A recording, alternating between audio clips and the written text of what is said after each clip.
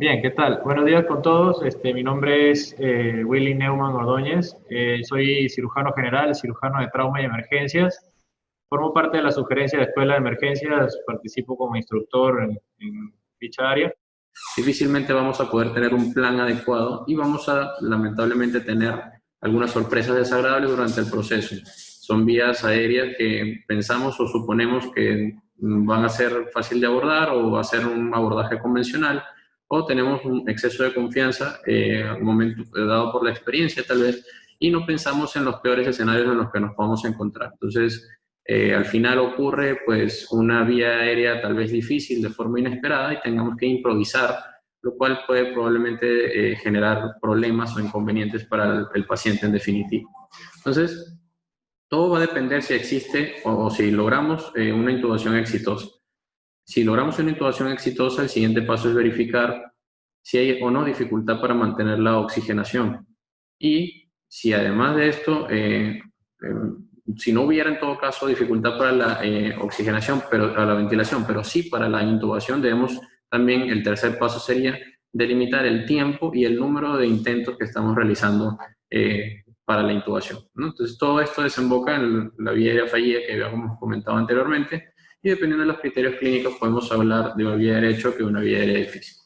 Entonces vamos a comenzar con el primero, la vía aérea de crash o la vía aérea de choque. Entonces, ¿qué es lo que nos tenemos que preguntar en un paciente con estas características? La primera pregunta es si el paciente se encuentra con pulso o no. Esto va a depender, de esto va a depender cuál va a ser el abordaje que vamos a seleccionar de forma inicial para el paciente. Si el paciente no tiene pulso, debemos proceder a las maniobras de reanimación cardiopulmonar básica y avanzada, dentro de las cuales en las últimas actualizaciones pues se ha dejado de dar prioridad o importancia a la intubación orotraqueal, justamente porque es un procedimiento que demanda tiempo, demanda más capacidad de parte del personal profesional de la salud, entrenamiento previo, etcétera. Por lo tanto, se ha tratado de universalizar el manejo de este paciente y se ha demostrado, pues se ha sugerido inclusive en las guías, en las recientes actualizaciones, que en el contexto de un paciente en paro cardiorrespiratorio, lo ideal es utilizar el dispositivo de ventilación bolsa-máscara o el uso de dispositivos extraglóticos como la máscara laringe. Esto ha demostrado que los pacientes con características, la mayoría de los pacientes que caen en paro cardiorrespiratorio pueden responder adecuadamente desde el punto de vista ventilatorio y es posible lograr suministrar un aporte de oxígeno suficiente a este tipo de pacientes, y ahí la prioridad obviamente en este paciente es recuperar el suministro de sangre a los tejidos. Eso se logra a través de las compresiones. Entonces, en este caso, un paciente sin pulso, la prioridad nunca va a ser la intubación orotraqueal, va a ser las compresiones. A diferencia de el paciente que sí tiene pulso, sin embargo, tiene marcada dificultad respiratoria, tiene marcadas limitaciones para mantener la oxigenación. En este tipo de pacientes, la indicación de intubación debe ser verificada de forma rápida, ¿no? Simplificando mucho los criterios para la intubación del paciente.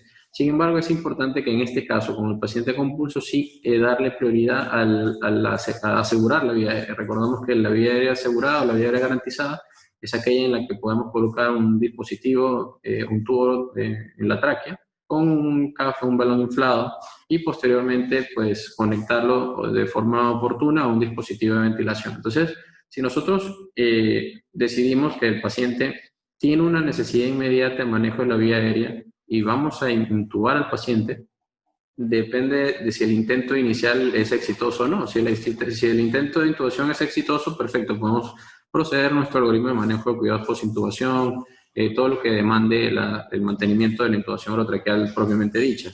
Si no logramos intubar de forma adecuada, el rescate corresponde específicamente a la realización de ventilación bolsa-máscara.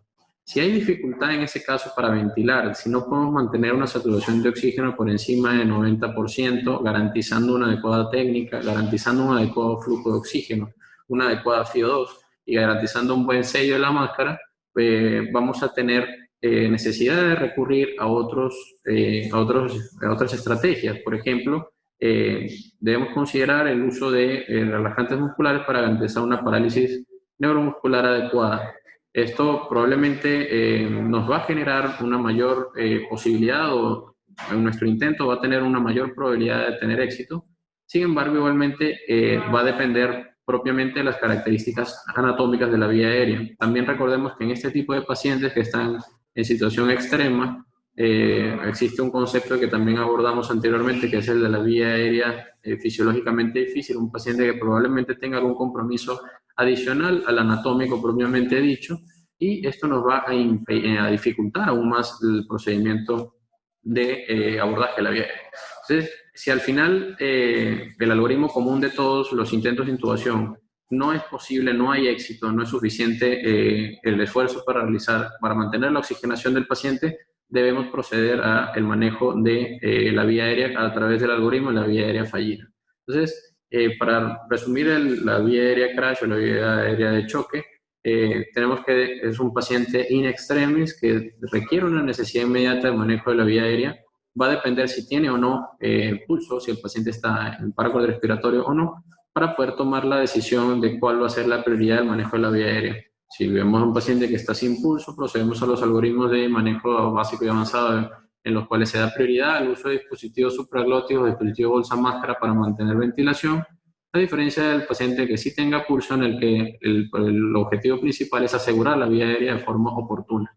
Hay algunos recursos que podemos utilizar, un paciente que tal vez no responda, podemos prescindir de algunos medicamentos o algunos fármacos, pero tenemos como fármaco de utilidad el uso de relajantes musculares, que el ideal siempre va a ser la succinilcolina o el suxametonio, porque son los medicamentos que actúan más rápido y tienen menor tiempo de duración.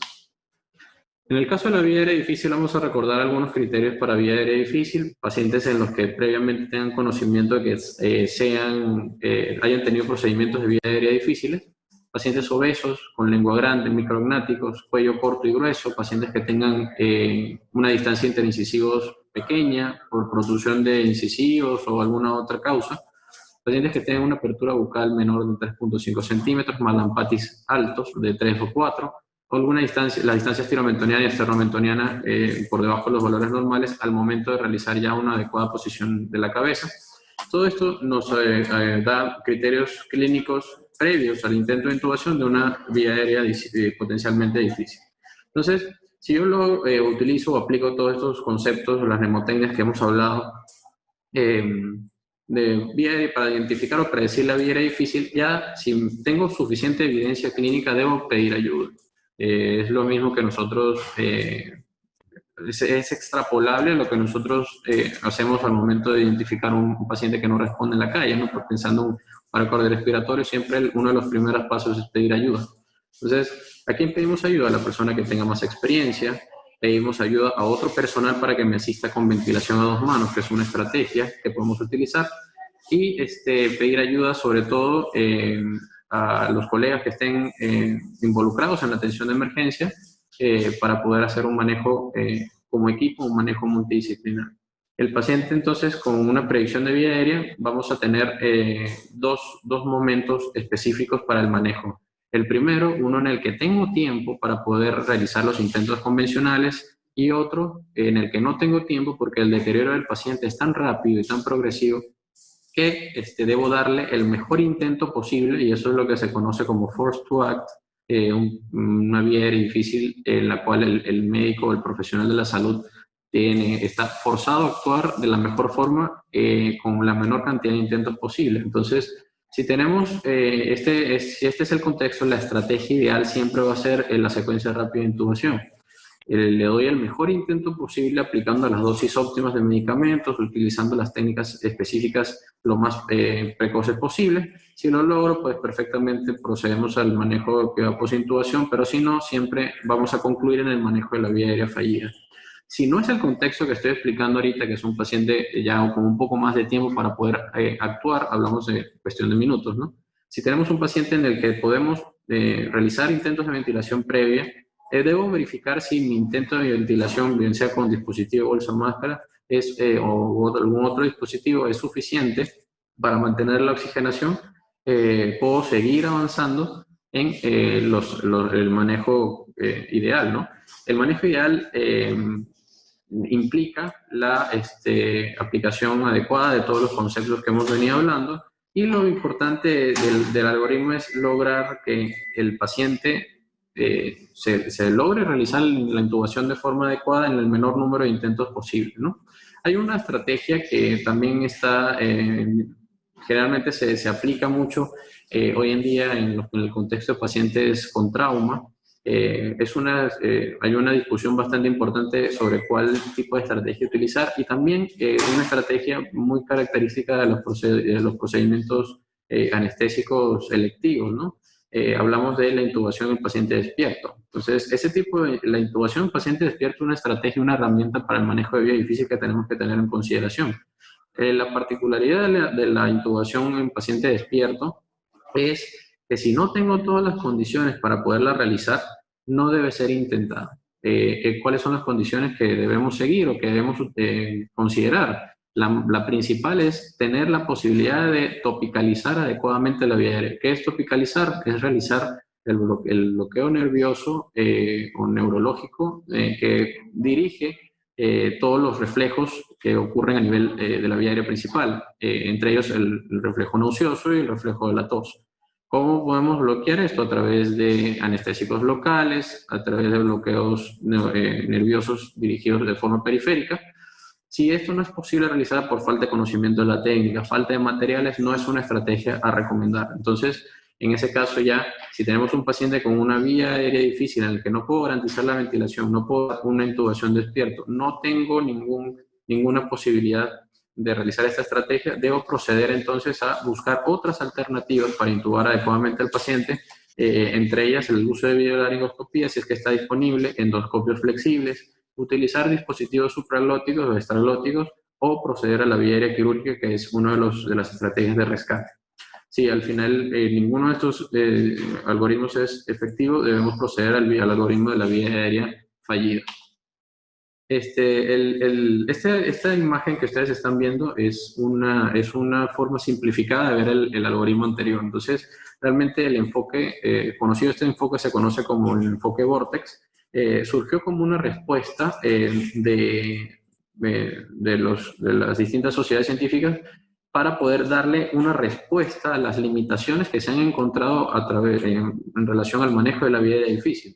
Entonces, son un conjunto de ayudas o de conceptos que disminuyen la carga cognitiva de los profesionales de salud, son fáciles de recordar para que tengan la posibilidad de resolver el problema en la menor cantidad de tiempo posible, haya la menor cantidad de errores en el área de emergencia, en el contexto de la emergencia, y pues esto pretende realmente representar una solución a estos problemas y poder disminuir las complicaciones asociadas, ¿no? Entonces, fíjense que la estrategia Vortex contempla máximo 3 intentos por cada uno de los abordajes. Aquí observan los 3 abordajes dentro del Vortex, que está la intubación, el uso de dispositivos supraglóticos y la ventilación bolsa-máscara.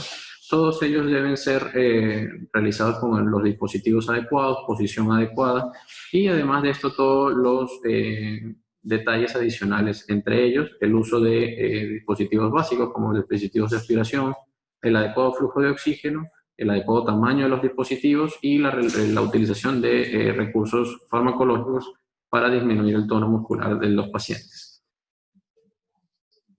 Esta es otra forma de entender el algoritmo que hemos explicado anteriormente. Esto fue realizado por la Sociedad de Vía Aérea Difícil en el año 2015, tiene una actualización reciente del 2018. No ha cambiado mayormente, donde podemos agrupar el manejo de la vía aérea en 4 planes. Y esto lo vamos a ver más adelante un poco relacionado con el manejo del paciente en contexto COVID-19. Tenemos entre los planes que estamos discutiendo, comentando, el primer plan, el plan original, el plan ideal que nosotros deberíamos buscar o al que deberíamos apuntar es la ventilación con máscara facial de forma inicial y la intubación orotraqueal. Entonces, en este caso, el objetivo es lograr una laringoscopía exitosa. ¿Y qué vamos a hacer nosotros? ¿Cuál sería nuestra secuencia ideal para poder lograr esto? Bueno, idealmente garantizar una adecuada, una óptima posición de la cabeza y el cuello del paciente, como hemos visto previamente, para lograr la alineación de los ejes de la vía aérea.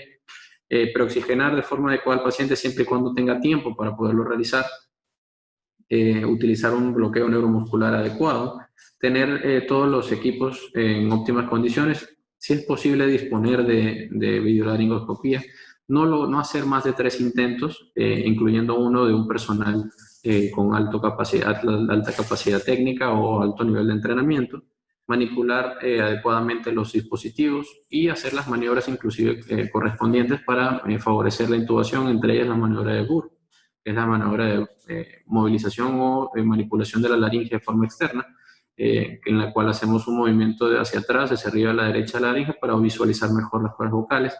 El uso de otros dispositivos que no son muy comúnmente utilizados por falta de disponibilidad o por falta de conocimiento de su existencia, como por ejemplo los boogies, que son guías largas que permiten, como si fuera un Seldinger en el caso de accesos venosos centrales, poder nosotros abordar la vía aérea inicialmente a través de, utilizando este guiador, y posteriormente realizando la intubación una vez que se haya canulado la vía aérea de forma adecuada. Además de esto, pues deberíamos considerar todas las estrategias relacionadas para mantener la oxigenación del paciente, entre ellas la conexión evidentemente del dispositivo bolsa máscara a una fuente de oxígeno y administrar el mayor litraje posible para administrar la mayor FiO2 posible también, ¿no?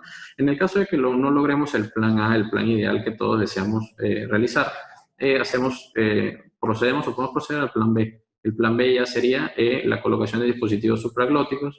En el caso, en este tipo de pacientes, pues lo ideal es utilizar dispositivos de segunda generación. Son aquellos dispositivos que tienen otras utilidades adicionales a la simplemente canalización adecuada del aire a la glotis. Hablamos de dispositivos como el Fast Track, por ejemplo, que nos permite intubar a través del dispositivo supraglótico y tener una mayor tasa de éxito. Este tipo de dispositivos son dispositivos de segunda generación justamente. Lo importante también es garantizar la disponibilidad de varios tamaños para poder cambiar los dispositivos en los casos en los que tenga dificultad la colocación. Tener por lo menos máximo también 3 intentos, aplica la colocación del dispositivo supraglótico igual que el dispositivo, el tubo orotraqueal, y hacer todas las maniobras siempre de ventilación y oxigenación adecuada. Si no logro realizar esto, el siguiente paso es el rescate con ventilación facial. Entonces, a darle un último intento a la ventilación bolsa máscara. ¿Cómo sería este intento? Si la ventilación la he venido haciendo yo solo, con una mano tal vez, pedir apoyo para realizar una ventilación a 2 manos, o una técnica con 2 personas, utilizar los anexos o los adjuntos, que son las vías aéreas naso y orofaringeas, o las cánulas naso y orofaringeas. Todo esto nos va a permitir utilizar, hacer un uso más coordinado y más efectivo del dispositivo bolsa máscara. Y por último, si existe falla de esto, podemos catalogar al paciente. Ya al menos tenido 3 planes fallidos, un paciente que no podemos intubar y no podemos oxigenar adecuadamente, que es el famoso paciente que nadie quiere tener, que es el paciente no intubable, no ventilable. Entonces, en este caso, el paciente requiere, o el abordaje es el último recurso, utilizar el abordaje a través de la región anterior del cuello o la vía aérea quirúrgica. Los cuidados posteriores van a ser siempre manejar adecuadamente la vía aérea de forma planificada. Si prevemos una intubación prolongada, por ejemplo, tener claro que el paciente puede terminar precozmente en una traqueostomía, o en un manejo, si fue una cricotireotomía inicialmente, es una maniobra temporal, debe también sustituirse por una traqueostomía de forma lo más precoz posible. Monitorizar todas las complicaciones asociadas y siempre explicar al paciente y los familiares qué fue lo que sucedió, ¿no? Reportar y registrar, y después, si hay posibilidad, hacer un debriefing con los compañeros para poder hacer experiencia grupal sobre el manejo de este tipo de pacientes.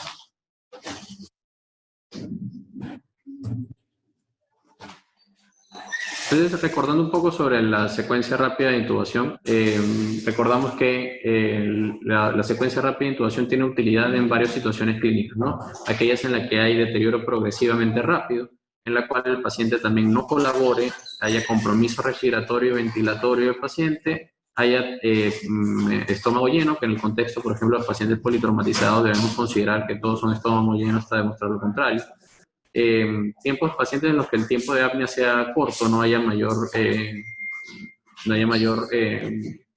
momento en el cual el paciente esté sin ventilar, y aquellos pacientes en los que haya alta cantidad de secreción, sangre, vómito, y o en los que la anatomía haya sido distorsionada.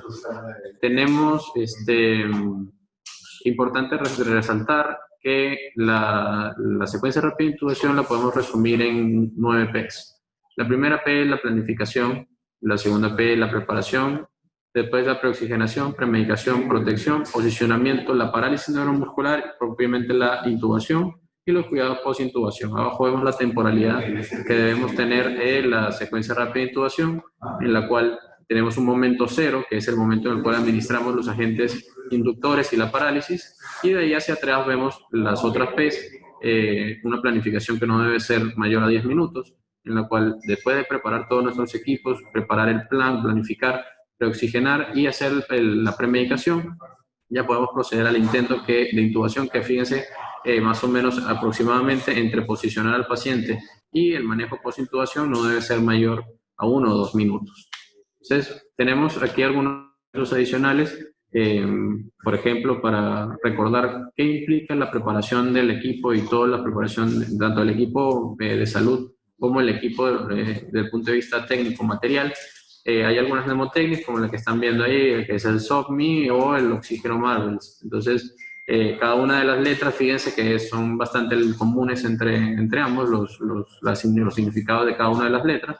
Es garantizar como un checklist la disponibilidad de todos estos dispositivos para poder garantizar un adecuado intento de intubación. En cuanto a la premedicación, son algunas dosis de medicamentos que nos van a permitir disminuir algunos efectos no deseados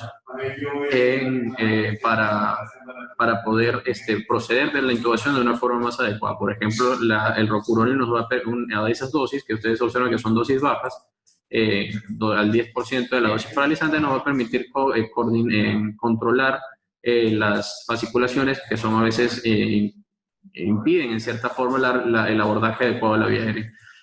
La atropina nos va a permitir controlar algunas secreciones, el fentanilo nos sirve como agente de analgesia, y después de haber administrado la premedicación vamos a proceder a la administración de los agentes inductores y al neuromuscular y al bloqueante neuromuscular para poder garantizar un adecuado abordaje de la vía aérea, ¿no? ¿Cuál de los inductores es el ideal desde el punto de vista de rapidez en acción y rapidez en eliminación? El letomidato. ¿Cuál es el problema del letomidato? No hay disponibilidad. Entonces, el siguiente en tiempo y en utilidad es el midazolam, con la consideración de que el midazolam tiene ciertos efectos hemodinámicos que pueden ser perjudiciales en pacientes con shock o con ya depresión respiratoria importante. Entonces, en este tipo de pacientes inestables preferimos la ketamina. Igualmente, el tiempo de acción es bastante considerable, es una droga bastante útil, con algunos efectos secundarios adicionales ya de origen psicotrópico. Sin embargo, pues su utilidad por su perfil de seguridad hemodinámica es bastante alta. Y los bloqueantes neuromusculares, el ideal va a ser la succinilcolina siempre, un tipo de agente despolarizante, actúa en muy poco tiempo, menos de un minuto, y la acción dura entre 4 a 6 minutos, lo suficiente para poder realizar el procedimiento de intubación y garantizar que el paciente se le asegure la vía aérea. El problema igualmente que la letomidato es no tener disponibilidad, por lo tanto podemos recurrir al rocuronio, que tiene un tiempo de duración más largo, bastante más largo, y lo más importante de esto entonces es que debemos garantizar al paciente una fuente de ventilación adecuada. Para concluir con estos algoritmos, vamos a hablar sobre la secuencia o el algoritmo de la vía aérea fallida. Entonces, la vía aérea fallida es un algoritmo de rescate en el cual nosotros lo que vamos a buscar es primero, si cumple los criterios de una vía aérea fallida. Son todas lo que hemos visto en los algoritmos anteriores, todos los intentos que han sido inefectivos, y siempre si la respuesta es que sí cumple con los criterios, debemos buscar ayuda. Siempre la persona que tenga más experiencia y mejor dicho, además de esto, otros personal profesional que nos puedan dar más manos con la cual trabajar. Lo más importante de la vía aérea fallida es que tenemos que tener presente que los dos las dos estrategias que ya hemos hablado de ellas en las sesiones pasadas, que son la estrategia de elección, son el uso de dispositivos extraglóticos y la cricotriotomía o la vía aérea quirúrgica. Si tenemos problemas en mantener la oxigenación del paciente con alguno de estos dispositivos o con el intento de ventilación bolsa-máscara, debemos recurrir a otros dispositivos también como la videolaringoscopía, que siempre va a ser el procedimiento de mayor utilidad en los casos de vía aérea difícil y en los casos en los que los intentos de intubación con laringoscopía directa han sido inefectivos. Si no logramos garantizar la vía aérea, debemos buscar una vía aérea definitiva, que en todo caso sería la traqueostomía. La traqueostomía va a ser evidentemente un procedimiento que no se debería realizar en el contexto de una emergencia. Justamente este concepto salió o se emite a través de las sociedades de anestesiología o del aporte de la rama anestésica. Sin embargo, tenemos la cricotriotomía que, si no tiene contraindicación, se puede realizar en los casos en los que haya contraindicación, por ejemplo, los pacientes pediátricos. Ya tenemos otras alternativas, pero es otro concepto distinto al que queremos plantear el día de hoy. Entonces, para especificar un poco más del detalle de la valoración del paciente de la vía aérea en el contexto COVID-19, ya hay mucha información, muchos conocimientos ya comunes que tenemos. No vamos a hacer una revisión mayor de COVID el día de hoy. Lo que vamos a hacer es aplicar los conceptos clínicos en el manejo de la vía aérea. Recordamos que el manejo de la vía aérea lo vamos a dividir en dos: el manejo de la vía aérea inicial y el manejo de la vía aérea después de mantenimiento soporte, que sería el uso de la ventilación mecánica invasiva y no invasiva. Entonces, en este caso vamos a recordar que el proceso o la cronología de los síntomas de la enfermedad grave tienen algunos tiempos ya algo comunes de lo que esto ha resultado de los estudios epidemiológicos que se han venido realizando. Entonces, desde el momento de los síntomas hay un periodo previo en el cual es un periodo de incubación o latencia en el cual no hay síntomas de ningún tipo y pues varía, oscila entre 2 a 7 días, inclusive se habla hasta 14 días, ¿no? Entonces, lo más importante de esto es que desde el momento en el que inician los síntomas, que pueden ser síntomas leves, síntomas como fiebre, tos, síntomas respiratorios leves, más o menos alrededor o la mediana de entre 7 a 14 días puede empezar a aparecer disnea y empieza a aparecer o a aclararse, mejor dicho, a definirse cuál va a ser el desenlace del paciente. La mayoría de los pacientes, el 81%, habla de que pues, va a tener una evolución clínica favorable, un cuadro clínico leve. Sin embargo, los pacientes con enfermedad grave lo podemos dividir en dos: pacientes que son pacientes que tienen un deterioro progresivamente rápido, pero que no llegan a ser estado crítico, requerir unidad de cuidados intensivos o de soporte ventilatorio inminente. Esta cantidad de esos pacientes que no requieren este tipo de soporte tan especializado, pues oscila entre el 14%, pero son pacientes moderados a graves que tienen requerimientos especiales, que es lo que vamos a tratar.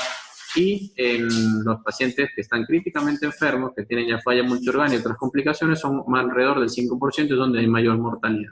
Entonces, fíjese que existe una amplia variación de los síntomas y complicaciones, y esto es importante tenerlo presente, porque si hacemos seguimiento de pacientes y tenemos conocimiento de la evolución de algún paciente, vamos a poder identificar adecuadamente al paciente que pueda requerir un apoyo ventilatorio adicional al esperado. Entonces, ¿cuáles son nuestras estrategias, no? O mejor dicho, ¿cuál debería ser nuestro abordaje inicial? Nosotros debemos tener presente que los síntomas más comunes en la evolución del paciente con COVID-19 van a ser pues, los síntomas respiratorios superiores. Generalmente una semana después vamos a tener que el paciente va a empezar a hacer disnea, y esto puede acompañarse de signos clínicos de hipoxemia. Pero una de las características importantes del paciente con COVID-19 es que existe una rápida progresión hacia un síntoma de respuesta de distrés respiratorio o dificultad respiratoria en los pacientes, ¿no? Entonces, ¿cómo podemos nosotros sospechar que este paciente puede evolucionar hacia ese desenlace? Pues tenemos que considerar algunos parámetros clínicos que van a resultar obviamente de nuestra evaluación diaria del paciente, ¿no? Entonces, Por ejemplo, la mayoría de los pacientes graves con COVID-19 suelen tener linfopenia, entonces, además de eso, algunos de ellos pueden tener trastorno del sistema nervioso central o periférico. Generalmente son pacientes de edad más avanzada, de edad superior a 60 años, que requieran dispositivos de oxigenación para mantener una adecuada saturación de oxígeno. Pacientes con compromiso importante de más de 40-50% de compromiso por el parénquima pulmonar a nivel de una tomografía de tórax, entre otros criterios que se han desarrollado, pero no hay ninguno propiamente que sea preferido o estándar mundial el día de hoy. Todavía se está evaluando la posibilidad de tener varias alternativas. Por lo tanto, hoy todo lo que estamos viendo ahorita y todo lo que vamos a ver en el transcurso de lo que queda de capacitación, vamos a darnos cuenta de que son sugerencias, recomendaciones individuales, con algunos aspectos en común, pero la evidencia con la cual disponemos hoy en día es una evidencia de baja calidad, porque todavía no se ha podido por tiempo realizar estudios que con mayor nivel o mayor poder de evidencia, ¿no? Entonces, nosotros podemos entonces con estos parámetros clínicos, podemos dividir a los pacientes en pacientes con alto y bajo riesgo. Si tenemos nosotros pacientes de alto riesgo, sabemos que tenemos que tener una monitorización muy exhaustiva, porque estos pacientes son más susceptibles a realizar el conocido síndrome de liberación de citoquinas, que van a producir en definitiva la falla respiratoria del paciente, la falla grave, ¿no? Entonces, este síndrome se caracteriza por trombocitopenia, hiperferritinemia, o sea, elevación importante de la ferritina, y la elevación de otros parámetros inflamatorios, como la PCR, como la interleuquina 6, entre otros, ¿no? Entonces, estos pacientes con distrés respiratorio agudo, severo, pueden empezar o suelen empezar una semana después, entre una semana a 2 semanas después del inicio de los síntomas. Por lo tanto, es importante tener claro que este tipo de pacientes requieren una monitorización clínica muy exhaustiva. Entonces, nosotros clínicamente en entornos de bajos recursos tenemos que tener claro que los parámetros clínicos del paciente, las funciones vitales nos van a dar mucha información. Pacientes que evolucionen con una frecuencia respiratoria más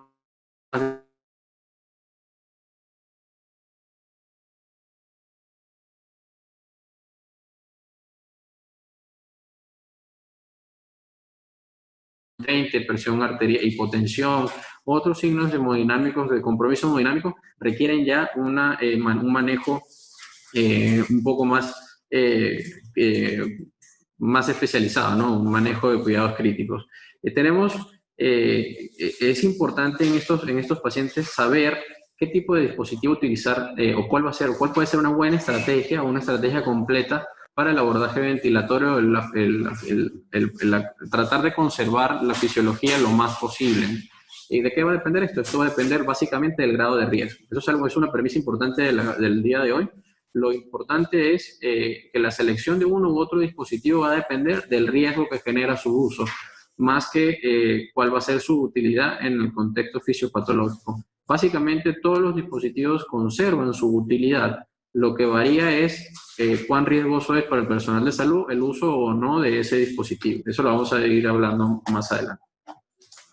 Entonces, fíjense que en este paciente nosotros tenemos algunos ejemplos, algunos scores clínicos que podemos tener a disposición. Entre ellos tenemos el Score News, es un score que se realizó hace algún tiempo, en el cual se basa básicamente en la evaluación de parámetros clínicos y se le asigna un puntaje a cada uno de los parámetros si está o no dentro del rango determinado, ¿no? Entonces, se le va a asignar un valor de 0 a 3 dependiendo del valor de las características de ese parámetro, y al final se va a hacer una sumatoria, ¿no? Entonces, nosotros, ¿cómo vamos a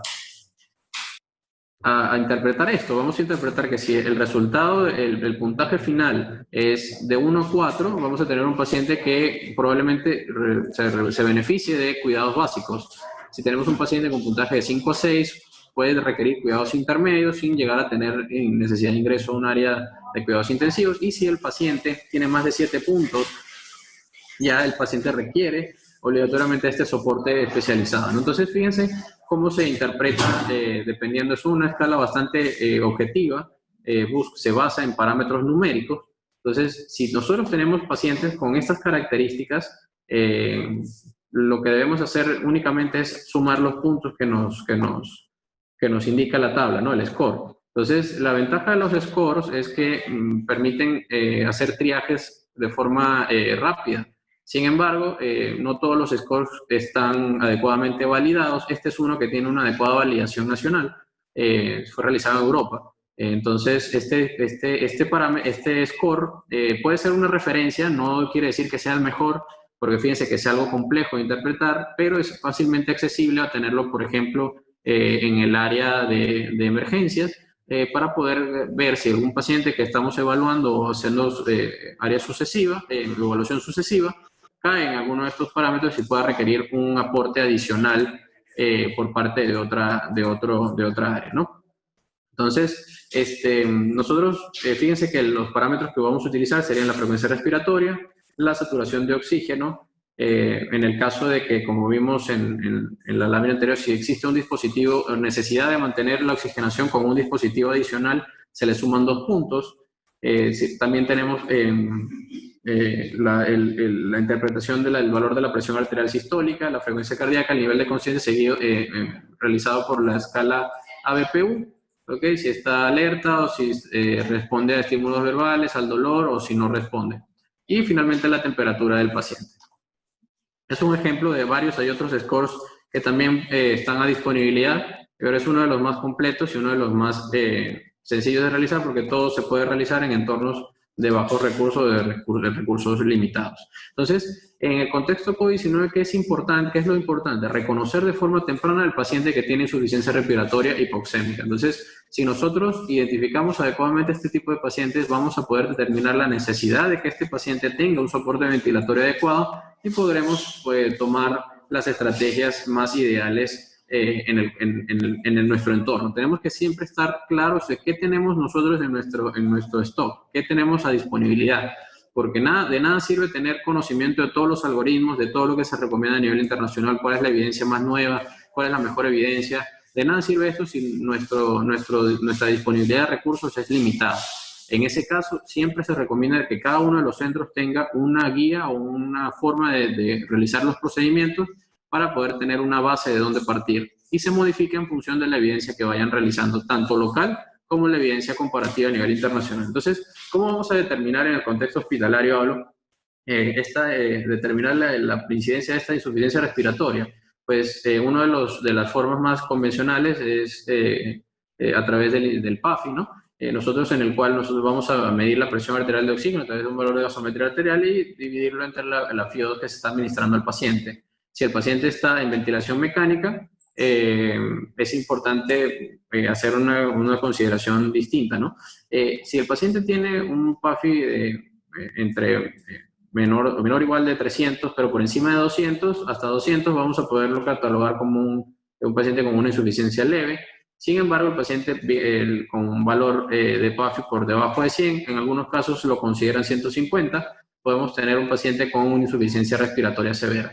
En estos casos, en estos pacientes, el requerimiento de ventilación de soporte va a ser diferente y el manejo puede ser distinto. Entonces, nosotros, otra cosa que tenemos que tener en consideración, por ejemplo, a nivel nacional, es la altura a la cual se encuentra el paciente. Si tenemos alturas superiores a 1000 metros sobre el nivel del mar, esto debe cambiar, ¿no? Entonces, debemos hacer ajuste por la presión barométrica o también asociado, pues, a que la es distinta oye, un valor de saturación puede ser diferente aquí que, por ejemplo, en Cusco, ¿no? Entonces, los principios fundamentales del manejo de la vía aérea van a oscilar se van a mover básicamente en este pequeño algoritmo o el pequeño resumen que se les plantea, ¿no? Esto está tomado de varias referencias, inclusive varios consensos, entre ellos de las sociedades científicas que ven a la parte inferior de la lámina. Todos ellos han coincidido en que la mejor forma de abordar la vía aérea en el paciente es garantizando 3 principios fundamentales, que es el de seguridad, precisión y rapidez. Eso en inglés se agrupa bajo la mnemotecnia SAS y esa justamente es la seguridad del personal de salud al momento de realizar el abordaje de la vía aérea. La precisión habla sobre la necesidad de que los intentos de manejo de vía aérea, sobre todo intentos de intubación, manejo de vía aérea avanzada, deben ser realizados por personal con experiencia y capacitados adecuadamente con un buen entrenamiento. No es momento para realizar puro aprendizaje con este tipo de pacientes. Y la rapidez, pues, sin necesidad de atolondrarse ni de perder el orden, pero sí hacer el mejor intento de la forma más rápida posible, ¿no? Entonces, en general, vamos a comenzar con el primer elemento, el abordaje de la vía aérea en general, inclusive nada más la colocación de una cánula nasal en el paciente con COVID-19 es un procedimiento de alto riesgo para el personal de salud, ¿no? Independientemente, ojo, del grado de severidad de la enfermedad. El paciente puede tener una insuficiencia leve o no tener insuficiencia respiratoria, pero requerir algún soporte de oxígeno. Y el paciente, independientemente, es igual de riesgo, existe igual riesgo de transmisión entre un paciente leve a un paciente que esté grave. El riesgo lo da más que todo en la forma de utilizar el dispositivo y las características de infecciosidad y contagiosidad del paciente. Hay pacientes que pueden ser altamente contagiosos, pero no manifestar características clínicas severas. Eso es algo, la disociación clínica que tenemos en este tipo de pacientes con COVID-19 es un elemento en común de todos los pacientes. Entonces, no podemos catalogar o encasillar a todos los pacientes de la misma forma. Esto entonces es evidente que hay que considerar que todos los procedimientos de vía aérea vamos a tener un alto riesgo, ¿no? Entonces, ¿qué más debemos hacer? En vista de que hay alto riesgo, lo ideal es siempre utilizar la menor cantidad de personal posible, ¿no? Utilizar el personal idealmente requerido. Generalmente se utiliza una persona que intuba al paciente o que es el operador principal, un asistente y una persona que se encarga de administrar los fármacos. Además de esto, fuera de la sala debe haber alguien que esté circulando, que pueda resolver los problemas o hacer un troubleshooting de lo que esté sucediendo en el momento. Es la persona que va a buscar algo que no esté disponible, que haya que buscar otro fármaco, por ejemplo, y esas personas son importantes. Y de estas personas es importante que la persona que tenga la mayor experiencia sea el operador principal. Aparte de esto, bueno, hay que desarrollar checklist, hay que desarrollar el concepto de paquetes en los cuales esté el material necesario para disminuir la necesidad de andar buscando y aumentar el tiempo efectivo, ¿no? Perdemos tiempo buscando las cosas en lugar de tener, por ejemplo, un cochecito para manejo de vía aérea COVID-19, solamente para eso. Debemos apuntar a ese tipo de organización para que sea más sencillo el manejo, ¿no? El uso de EPP ya bastante discutido desde hace ya bastante tiempo. Lo importante de garantizar el EPP es garantizar el EPP para procedimientos generadores de aerosoles. Esto lo vamos a detallar un poco más adelante, ¿no? Lo ideal siempre va a ser hacer todos estos procedimientos, hacer todos esos procedimientos en un cuarto de presión negativa, pero no hay la disponibilidad de este tipo de cuartos en todos los lugares. Entonces, esto va a incrementar siempre el riesgo al no tener un cuarto de presión negativa. Entonces, los cuartos de presión negativa deberían, además de ser de presión negativa, deben tener recambio de aire, un número determinado. De hecho, se habla, las guías nos dicen de que debe cambiar el aire del cuarto más de 12 veces por hora. Entonces, un elemento técnico difícil de conseguir o de lograr, porque a todos nos ha tomado por sorpresa todo esto, ¿no? Entonces, muy pocos centros ya tenían esa condición estructural de la institución. Entonces, realizar nuevos diseños estructurales para poder resolver este problema, pues obviamente no va a ser inmediato, ¿no? Entonces, ya hay que considerar esto ya un riesgo adicional. Aparte de esto, pues la planificación y la comunicación del equipo siempre va a ser fundamental, entrar con un plan y salir con un plan. Entonces, aparte de esto, que todos sepan el plan, que todos manejen o hablen el mismo idioma y que todos se comuniquen claramente con órdenes, circuitos cerrados de comunicación. Los algoritmos nos van a facilitar, como mencionamos al inicio, nos van a facilitar el recuerdo de las secuencias ideales, nos van a ser de ayuda desde el punto de vista cognitivo para poder saber exactamente qué hacer y debemos tener algoritmos de todos los escenarios posibles. ¿Qué sucede si mi paciente COVID-19 es un paciente adulto mayor, edéntulo, con broncoespasmo? Entonces, ese tipo de cosas nosotros debemos tenerlas claras y presentes para poder resolver tener la mayor gama de opciones al momento de tratar a un paciente con COVID-19.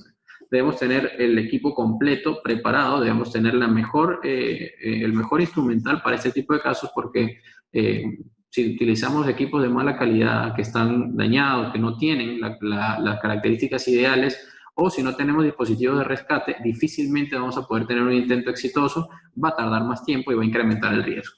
Por eso es que debemos siempre utilizar técnicas conocidas y efectivas.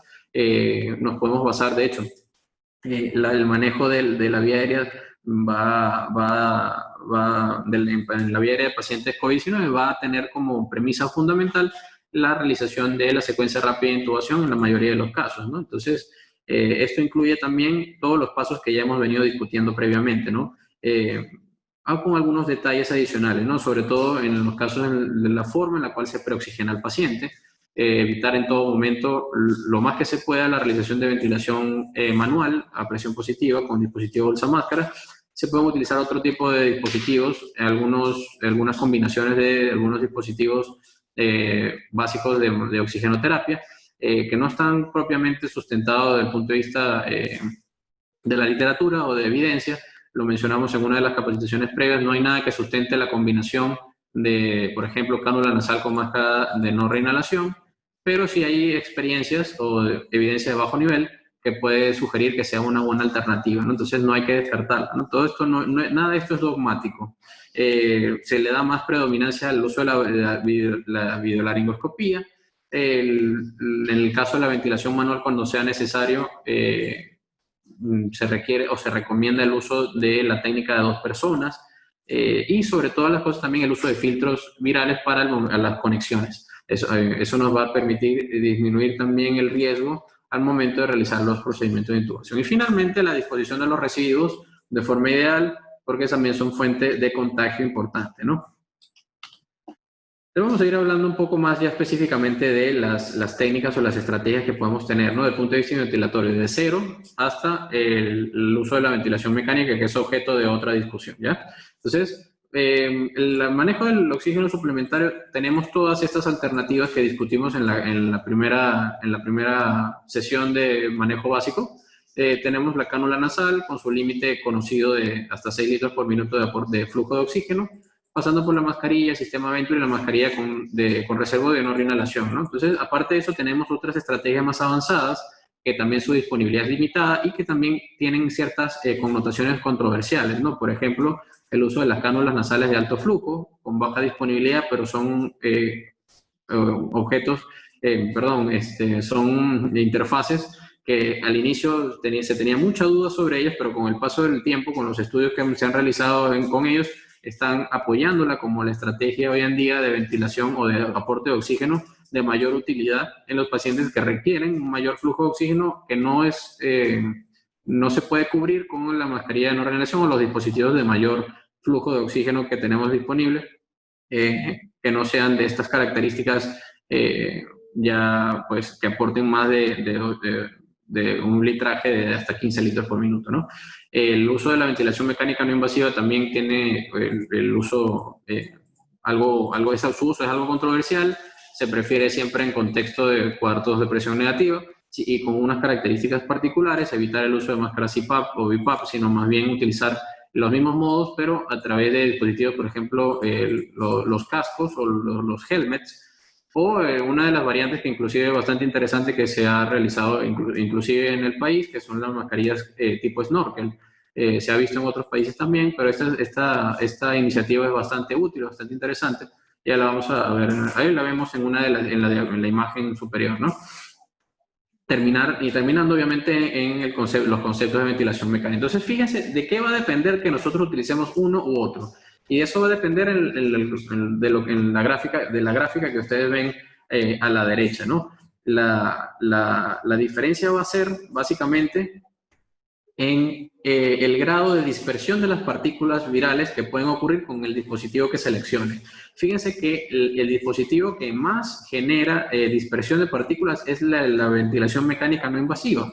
Por eso es que se contraindica en ambientes o o no es recomendado en ambientes en los que no haya presión negativa. Entonces, estos dispositivos tienen alguna salida o algunas alternativas como lo que les mencioné, los helmets o los dispositivos como este que observan aquí de la máscara de snorkel. Entonces, este tipo de dispositivos tienen, fíjense, allá abajo lo mencionamos, un grado de dispersión de hasta 1 metro, inclusive, de partículas. Entonces, pacientes que tienen las mascarillas convencionales bajo modalidades IPAP, BIPAP, pueden las partículas llegar hasta 85 y 95 centímetros de distancia. Entonces, esto puede generar, obviamente, mayor riesgo para el personal que trabaja en la institución. Fíjense que los dos dispositivos que generan menor dispersión son la mascarilla con reservorio de no reinhalación y el dispositivo de la cánula nasal de alto flujo. Le sigue la cánula nasal, pero fíjense que hay una gran diferencia en la cantidad de dispersión entre la cánula nasal de alto flujo y la cánula nasal convencional. Entonces, ¿qué nos dice esto? Que la cánula nasal debe ser utilizada al litraje para el cual está diseñado. Si nosotros utilizamos un litraje mayor, por ejemplo, que yo he escuchado que se utiliza en algunas estrategias, subir la cantidad de litraje en la cánula nasal hasta 15 litros por minuto, obviamente, aparte de generar efectos adversos o no deseables en el paciente, puede aumentar. Al aumentar el flujo, va a aumentar la posibilidad de dispersión. Entonces, esto nos va a generar problemas. Entonces, hay que buscarles alternativas y utilizar estas alternativas de forma coherente, ¿no?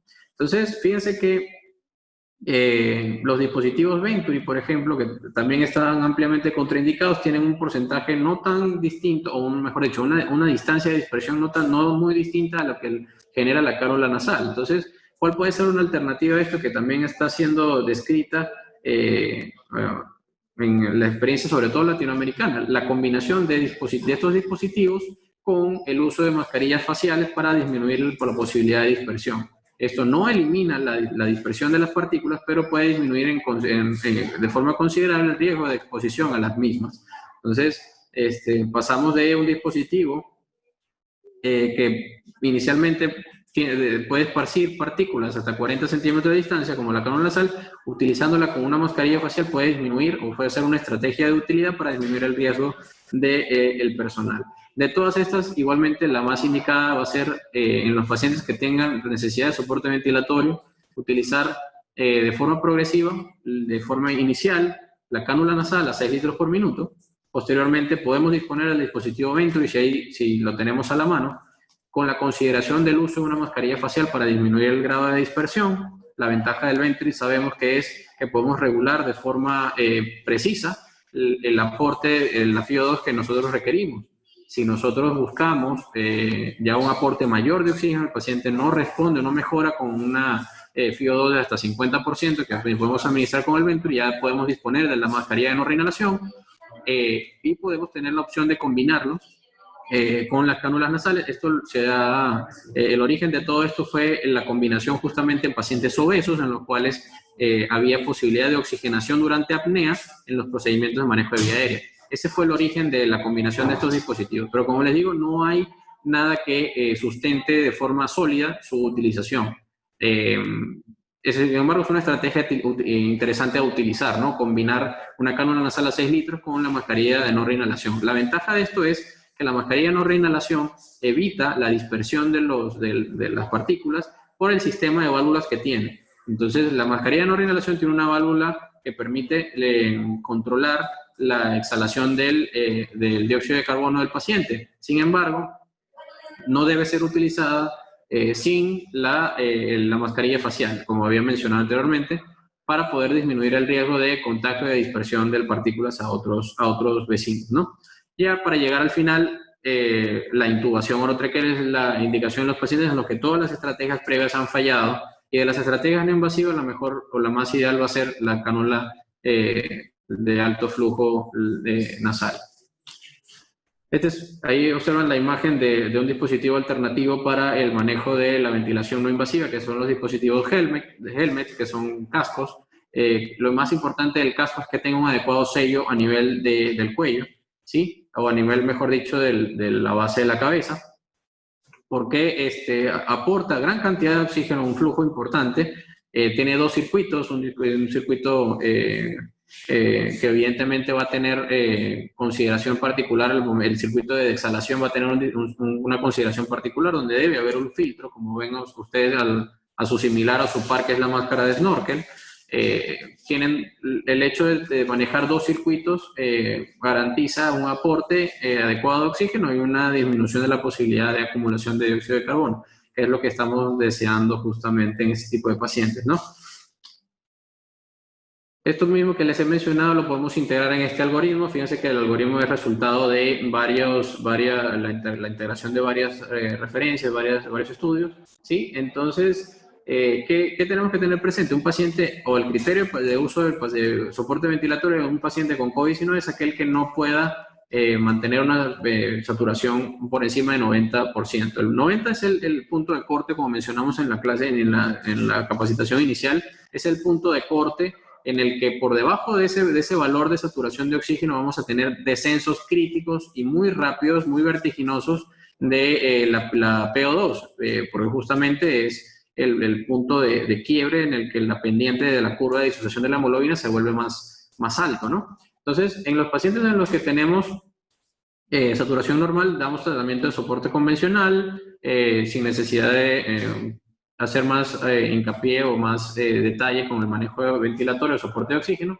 pero en aquellos que no logren mantener la saturación por encima de 90, podemos optar entonces por la secuencia que les he mencionado, la cánula nasal convencional, sabiendo que debemos utilizar una mascarilla para evitar la dispersión de partículas. Podemos utilizar la mascarilla de no reinhalación, que también hay un porcentaje de dispersión de partículas mucho menor a un litraje de 10 litros por minuto, que es un litraje ideal. Sabemos que aumentar el litraje es igual a aumentar dispersión, entonces debemos utilizar, en este caso, es distinto al trauma, por ejemplo, o otras condiciones distintas, en las cuales necesitamos soportes con más litraje de oxígeno. Entonces, podemos aportar hasta 90 de FIO2 con este dispositivo y podemos garantizar que haya un aporte adecuado de los pacientes con cuadros moderados de neumonía por COVID-19. Aparte de esto, tenemos la disponibilidad, si tenemos la disponibilidad de la cánula de alto flujo, podemos administrar hasta 100% de flujo de 40 a 60 litros por minuto, pero la dispersión es mayor. También requieren el uso de mascarillas faciales, ¿no? Y en todos los casos, en pacientes despiertos, también podemos disponer de la pronación como estrategia adicional para ventilación de los segmentos posterior-inferiores, que son los segmentos en ocasiones más comprometidos, ¿no? Lo importante es que la ventilación prona en paciente despierto, sin ventilación mecánica asociada, es importante que esta estrategia no debe retrasar la intubación en los pacientes que van evolucionando mal. Y aquellos pacientes que tienen una marcada taquimia o marcada clínica respiratoria no es una indicación en este tipo en ellos, ¿no? No va a ser de mayor utilidad. Hay algo interesante que ha surgido también, que es el índice de ROX. El índice de ROX es para los pacientes que utilizan cánula nasal de alto flujo, en el cual pues es un predictor de la posibilidad de intubación del paciente. Por encima de valores de 4.8, probablemente el paciente vaya bien con el dispositivo, la ventilación, pero mientras menor sea el índice de ROX, que suele medirse a las 2, a las 6 y a las 12 horas, mientras menor sea el valor correspondiente a esta constante, mientras menor sea el valor, más probabilidad tiene de intubación. Entonces, ¿cómo calculamos el índice de ROX? Midiendo la saturación de oxígeno del paciente entre la FIO2 por la frecuencia respiratoria. Eso nos va a dar un valor, ¿no? Entonces, si va bien por encima de 4.88, podemos mantenernos con esa estrategia de oxígeno que estamos realizando, pero si no, ya sabemos que tenemos que recurrir bien sea a ventilación no invasiva, de la cual la más recomendada es el dispositivo de Helmet, o dispositivo de ventilación con presión positiva con casco, en el que podemos tener una muy mínima dispersión de partículas, y se ha utilizado bastante, sobre todo por los grupos italianos y europeos. Aquí, de hecho, se han desarrollado varias estrategias asociadas similares para ventilación con casco, que han sido de bastante utilidad, ¿no? Entonces, en resumen, después de hacer el abordaje correspondiente de la ventilación del paciente, si vemos que al final tiene indicación de intubación endotraqueal, es importante no retrasarla. Si el paciente tiene indicación de intubación, paciente que tiene una falla ventilatoria inminente, paciente que tiene deterioro neurológico, ya no responde, está muy taquipnéico, por encima de 30, entre otros criterios comunes para otras patologías, debemos proceder a realizarlo. Si el paciente todavía tiene posibilidad de mantenerse con la ventilación suplementaria de oxígeno, podemos hacerlo, pero siempre debe estar monitorizado adecuadamente y tener un target o un objetivo, un valor entre 92 y 95%. Eso es variable. Realmente se ha visto que hay buena tolerancia en pacientes que entre 90 y 93% se pueden manejar también con ningún problema, siempre y cuando esté por encima de 90 y en contextos de adecuada monitorización y observación clínica. No es posible manejar un paciente en domicilio con 90% de saturación, por ejemplo. No es lo ideal, ¿no? Entonces, es importante que nosotros tengamos presente que el manejo del paciente con hipoxia, que tenga indicación de intubación, debe ser de forma rápida y de forma adecuada. Adecuado quiere decir con todas las indicaciones que mencioné de forma introductoria al inicio y que vamos a profundizar a continuación, ¿no? ¿Cuáles son las indicaciones entonces para intubar al paciente? Entonces, primero, un paciente que progrese muy rápidamente en horas, ¿okay? Que esté instalándose una insuficiencia respiratoria progresivamente rápida, pacientes que aunque le esté suministrando oxígeno con un mínimo de FIO de 0.6 o de 60% a un litraje considerable, aún así falle, pacientes en los que el índice de ROX sea muy bajo en las horas en las cuales estoy evaluando al paciente. Si el paciente, por ejemplo, a las 6 horas tiene un valor por debajo de 3.4, tenemos un valor predictivo positivo para intubación, o de falla, mejor dicho, para no hablar de intubación, porque pueden ser otras las estrategias para resolver este problema. Tenemos un valor predictivo positivo alto, un muy alto valor para poder predecir falla en el tratamiento ventilatorio del paciente, el tratamiento de oxigenoterapia. El ideal, como dije, es por encima de 4.8, y las otras dos características del paciente que tiene criterio de intubación, una hipercapnia que se incrementa progresivamente asociada a hipoxemia, y la inestabilidad hemodinámica con falla multiorgánica, paciente que ya requiere cuidados combinados en un área de cuidados intensivos. Entonces, ¿cómo vamos a hacer la intubación en el paciente con COVID-19? ¿Cuáles son los parámetros fundamentales que debemos tener presentes? Primero, el lavado de manos, que eso es universal, y el uso de equipos de protección personal que deben ser comunes para todos, ¿no? Estas recomendaciones, o la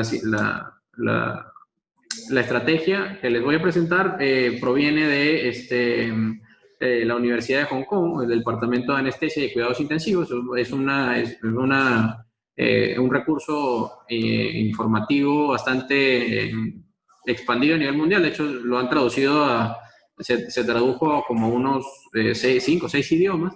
Entonces, está ampliamente disponible para todos para consultar. Entonces, ¿qué nos dice esta estrategia y qué es bastante común para otras estrategias? Que los equipos de protección personal mínimos que debemos utilizar son el uso de mameluco impermeable, y si no tenemos disponibilidad de mameluco impermeable, utilizar un mandil manga larga descartable con un delantal impermeable. Si hay otras alternativas adicionales, como el uso de 2 delantales, sin embargo, lo ideal es tener estos 2 dispositivos o de estos 2 equipos de protección personal. Tener guantes, idealmente dobles. Utilizar un respirador es lo más importante. Lo más importante es la protección de la cabeza. La protección de la cabeza es fundamental. En esto, recalcar que el respirador que se debe utilizar es un respirador de tipo N95 o FFP2 o 3. Mientras mayor sea el valor, mejor, ¿ya? Aparte de esto, garantizar una protección ocular importante. Utilizar gafas o dispositivos oculares de protección hermética. Ese es el mejor de los dispositivos. Si tenemos otros dispositivos que no sean herméticos, de cierre hermético, que permitan entrada de aire o partículas, debemos combinar su uso con protectores faciales. Y lo ideal es siempre tener cobertura también de la cabeza o utilizar gorro, ¿no? Entonces, lo importante es también no tener más personal requerido en el área donde se va a realizar el procedimiento y realizarlo en un área de aislamiento de forma adecuada. Entonces, aparte de esto, antes de intubar al paciente, como habíamos mencionado, tener un plan previamente ya establecido del abordaje de la vía aérea, ¿no? Entonces, tener todos los escenarios posibles contemplados, y además de esto, tener todos los dispositivos en óptimas condiciones. Es importante resaltar que debemos utilizar sistemas cerrados, tanto de ventilación como de succión. Hay dispositivos abiertos que no tienen utilidad en este contexto, porque mientras más apertura se dé de los circuitos, de los sistemas, mayor riesgo de dispersión de partículas hay. Entonces, debemos utilizar, ¿qué es mejor que la laringoscopía, la videolaringoscopía? ¿Qué es mejor que eso? Realmente los endoscopios flexibles, que no siempre están disponibles, pero siempre que tengamos disponibilidad de videolaringoscopía debemos utilizarlo, ¿no? Entonces, fíjense que la evaluación de la vía aérea siempre es fundamental en todo contexto, así podamos tener el dispositivo más avanzado. Si hacemos una incorrecta evaluación de la vía aérea y no detectamos vía aérea difícil, como ya hemos venido hablando estas 2 semanas, realmente es muy difícil que nosotros podamos hacer buen uso de los dispositivos y tener un intento exitoso. Y por último, el uso de filtros. Generalmente los más frecuentemente utilizados son los filtros electrostáticos de tipo EPA, deberían ser, para poder conectar al dispositivo bolsa máscara y a los circuitos del ventilador mecánico. Los checklists son importantes. Aquí les mostraba lo que mencioné al inicio de este segmento de Vida en COVID. Tenemos la disposición del equipo, a la derecha la observan.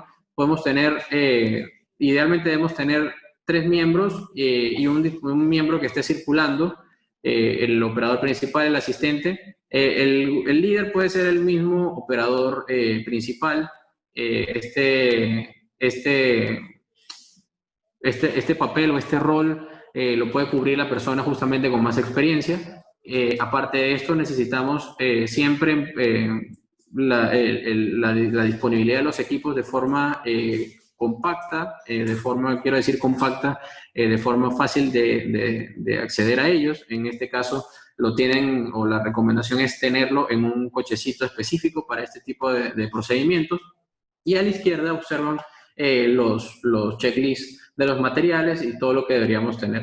En el caso de el manejo del paciente en contexto de COVID-19, tenemos algunas consideraciones particulares, sobre todo al momento también de verificar la intubación. Es muy difícil, de hecho no está recomendado verificar la intubación del paciente a través de la auscultación. Deberíamos disponer de dispositivos de monitorización de capnografía, bien sea dispositivos de tipo anexos de monitores, o algunos dispositivos descartables que son colorimétricos, que cambian de color al momento de contacto con el dióxido de carbono. Eso se puede colocar al final del tubo orotraqueal, en el conector universal, y eso nos va a demostrar que hay una adecuada intubación, ¿no?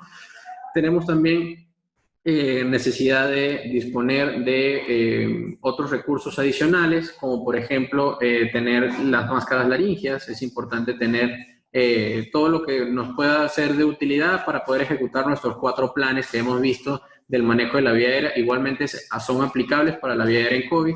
El plan primario, que siempre va a ser la intubación orotraqueal, preferida con el videolaringoscopio.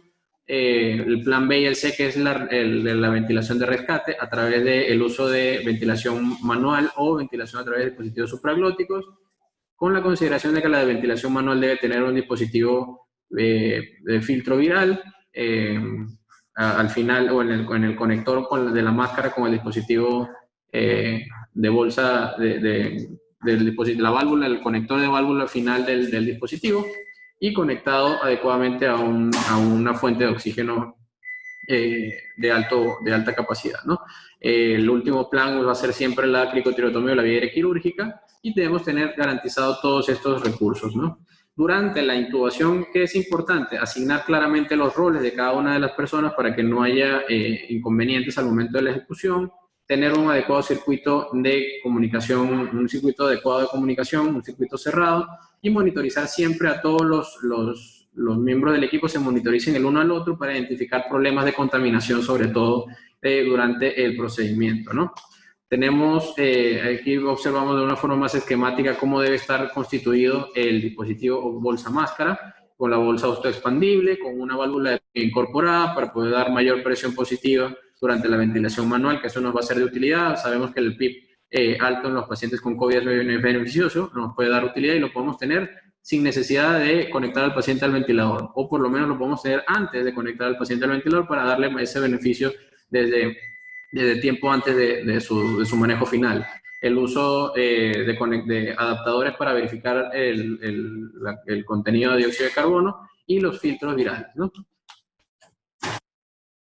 La técnica que debemos utilizar es la técnica a 2 manos, en el caso de la ventilación manual. La técnica ideal o la más recomendada es esta, la que están observando, la colocación de las 2 eminencias tenares y los pulgares en los laterales, más que la doble C y la doble E. Es una recomendación que tampoco tiene un fundamento estadísticamente significativo, pero da más comodidad a este abordaje. Y el circuito de ventilación mecánica, que es en el que va a terminar el paciente, probablemente debe tener también las características elementales de conexión a un monitor de capnografía y un filtro viral. También tenemos, como vemos, disculpen que regrese, vemos aquí también la caja de acrílico que nos permite aislar el procedimiento para disminuir la dispersión de secreciones. Esto incrementa un poco la dificultad para la intubación porque disminuye el rango de movilidad. Sin embargo, recuerden que la técnica de intubación RESA nos dice que mientras menor movilidad tengamos del brazo, de la mano, del cuerpo en general, es mucho mejor. Igual nos permite conservar la distancia que muchas veces rompemos porque nos acercamos en exceso al paciente o tenemos al paciente en una posición inadecuada. Todo esto son estrategias o recomendaciones que se pueden tener. Igualmente, la manipulación adecuada de este dispositivo de acrílico debe ser desde adentro del dispositivo. Al momento en el que se realice el procedimiento debe ser llevado al área donde se va a reesterilizar o a desinfectar para poder reutilizarse en otro procedimiento, ¿no? Fíjense que entonces, ya hablando un poco más de los aspectos técnicos, la intubación debe ser a cargo del personal de más experiencia. Hay posibilidad de preoxigenar al paciente, principalmente es más válido en pacientes que son obesos, niños o pacientes embarazadas.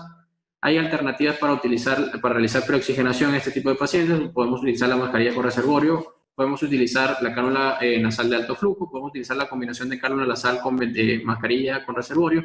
Todo esto para preoxigenar al paciente de forma adecuada para mantener una FIO durante el intento de intubación, que igualmente debe ser lo más rápido posible, ¿no? La técnica de ventilación que ya mencioné, la secuencia ideal o la forma de abordar la vía aérea a través de la secuencia de intubación o de la secuencia rápida. Debemos garantizar una adecuada parálisis para evitar la tos, que es un evento generador de aerosoles. La ventilación debe surgir solamente cuando se infle el CAF del tubo. Si no se infla el CAF no se puede ventilar, es algo que es elemental, pero que a veces se pasa por alto por la premura con la cual hay que ventilar al paciente. Entonces no se puede ventilar en simultáneo mientras se está inflando el CAF. Hay que esperar que el CAF se infle para evitar la fuga y salida de aerosol. Y de limitar los flujos de gas para mantener la oxigenación. Fíjense que en este caso, ¿cómo ocurre una secuencia rápida de intubación? Utilizando un videolaringoscopio. Tenemos un paciente que en este momento están administrando el agente inductor, el sedante. Se le administra en bolo, el bolo inicial, un agente que obviamente sea de rápida acción, como por ejemplo puede ser el midazolam, que es el que tenemos más a disponibilidad. Y posteriormente se administra el relajante muscular. El relajante muscular va a permitir justamente que todos los tejidos de la glotis no interfieran con la intubación o la musculatura del paciente, los esfuerzos de tos y demás también se puedan suprimir. Y esto va a generar que sea más sencillo el primer intento o el mejor intento de intubación del paciente. Entonces, ahorita con el videolaringoscopio, una vez que ya se haya preoxigenado al paciente, fíjense que ahí utilizan un dispositivo con una máscara. Sin embargo, no es ventilación manual, es un dispositivo, en este caso, conectado a una fuente de oxígeno de una máquina de anestesia. Sin embargo, fíjense que lo rápido que puede ser el procedimiento utilizando el videolaringoscopio. El videolaringoscopio tiene la ventaja de que podemos abordar de forma sencilla o directa, más que sencilla, directa, la entrada de las cuerdas bucales y colocar el tubo. Al momento de introducir el tubo es importante introducirlo solamente hasta la marca para disminuir la posibilidad de intubación selectiva y que haya necesidad de volver a abordar la vía aérea. Después de la intubación hay que evitar la mayor manipulación de los circuitos. Si se requiere desconectar por alguna causa, debería utilizarse el EPP correspondiente y aparte de esto, pausar el ventilador y realizar un pinzamiento del tubo. El pinzamiento del tubo debe ser durante el procedimiento que se vaya a realizar o la razón por la cual se vaya a desconectar al paciente del ventilador. Una observación adicional, al momento de intubar también hay una estrategia de el uso de algunos dispositivos que ocluyen el conector universal o la salida del tubo endotraqueal para poder proceder a la intubación de forma más segura. Igualmente esto también tiene sus limitaciones, depende mucho, por ejemplo, se utiliza de forma artesanal el uso de los geles o de las gomas de las jeringas para poder ocluir los tubos y a través de ellos se perfora con el guiador para decir que se utiliza el guiador. Si no se utiliza el guiador, se deja solamente ocluida el conector y posteriormente al momento de intubar se pinza el tubo, se retira la goma de la jeringa o del émbolo de la jeringa y se procede posteriormente a la conexión con el dispositivo bolsa máscara, el ventilador, el circuito de ventilación, una vez confirmada la intubación. Entonces, esa es otra técnica que tampoco está descrita, recomendación 1A, pero es algo que puede ser de utilidad, ¿no? Hay que adherirse estrictamente a los procesos de colocación y retiro de PP y finalmente a realizar siempre un debriefing para poder obtener experiencia sobre los procedimientos que se han realizado. Esa es la base fundamental de una adecuada atención en las áreas de emergencia, compartir la experiencia de las circunstancias más graves para poder aprender de los errores y aprender también de los éxitos, ¿no? Ya para ir concluyendo, les muestro un ejemplo de lo que todos los centros deberíamos tener.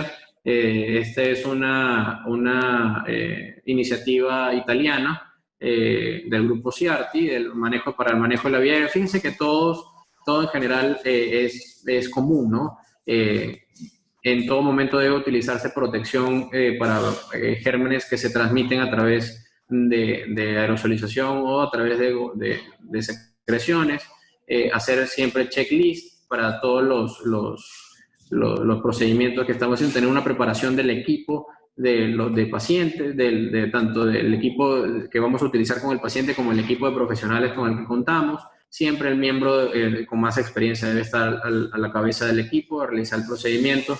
Debe haber siempre una secuencia, una colocación reglada de los equipos de protección personal, así como su retiro, dependiendo del procedimiento que vamos a realizar. Hay distintos tipos de EPP, pero igualmente el equipo en común debe contener un respirador, protección facial y protección ocular. Es lo más importante que debemos garantizar. Lo demás también es importante, pero imprescindible siempre va a ser el uso del respirador.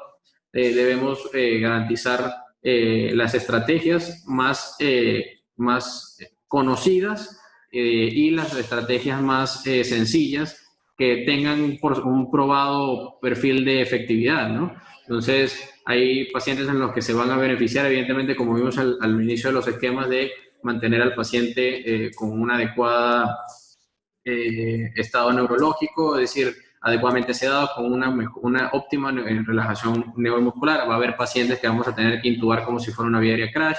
Vamos a tener pacientes en los que podemos realizar intubación despierto, que no se recomienda porque justamente si hay problemas para topicalizar la vía aérea vamos a tener fallas de la técnica y eso es un procedimiento de alta generación de aerosoles, por lo tanto no se recomienda de entrada.